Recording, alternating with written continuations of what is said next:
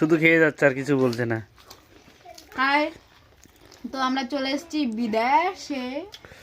আরে বিদেশে এসে দেখেন কি অবস্থা।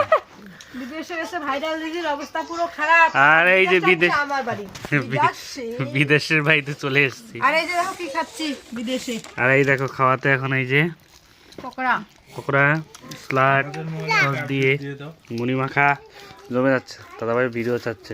কে কে খাবে? আর একটা স্পেশাল রান্না হবে আজকে, তাই না? দাদাভাই রেডি করছে, সেটাও শেয়ার করবো কি হচ্ছে।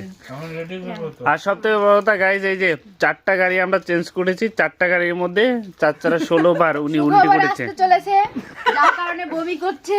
তো তোমরা সবাই ভালো করে রাখো, সুখবরটা খুব শীঘ্রই পেয়ে যাবে। উঠি খাবো।